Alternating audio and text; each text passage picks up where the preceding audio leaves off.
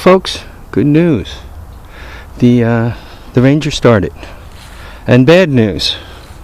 I couldn't get the Escort to start. So, out of the two cars that are in the most danger, the Escort, the one I really need to get the hell out of there, won't start. I sprayed starting fluid into it, and it still won't start. Those of you who look at this car and say, hey, this Ranger, and say, hey, why the hell aren't you beating it around the property? Problem with it is it's got a massive oil leak. The rear main seal, I think, is shot because it appears to be coming out between the engine and the transmission. It's got a lot of miles on it, like 200 and no, it says 187. 184. I'm not sure if that still works. I'll call it 184. Yeah, actually that's probably about right.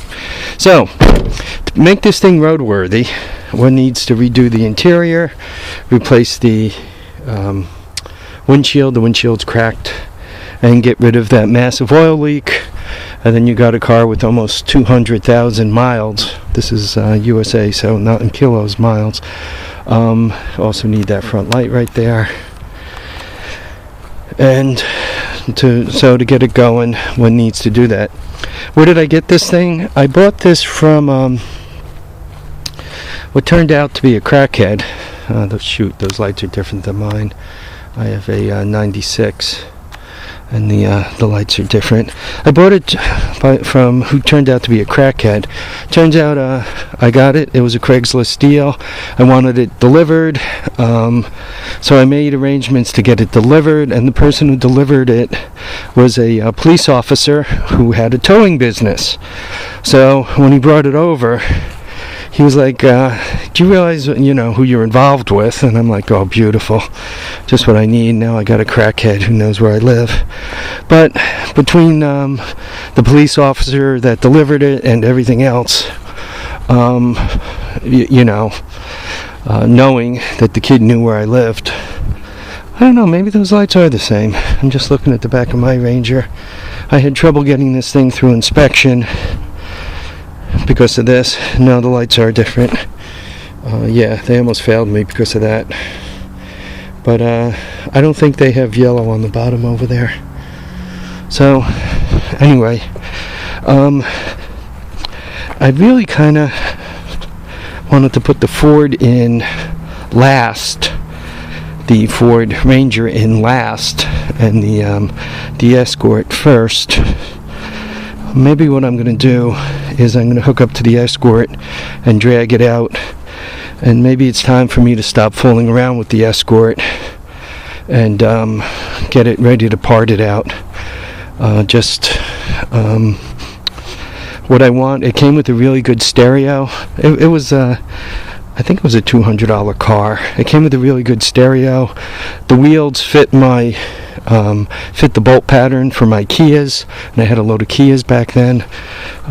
But it turns out that in the long run it didn't work out because the center part was too small and the wheel wouldn't sit flush up against the drum or the rotor up front.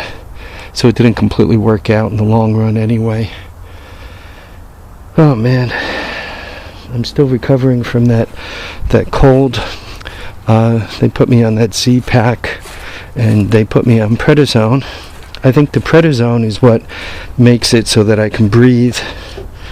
You know what? Just for a laugh, let me cold start this thing for you guys. I did not use starting fluid.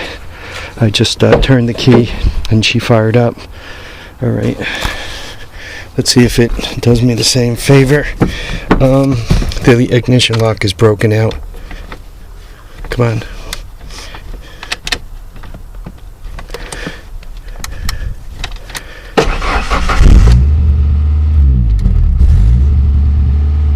See, it's got the check oil light on.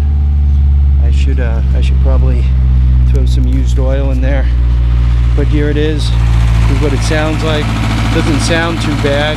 It's hitting on all cylinders, which is good. It does have a little rumble down there. Anyway, I'm going to shut it down and put some oil in it, and slide it into its new home. Remember, folks, the usual discussion: tires down, handlebars up.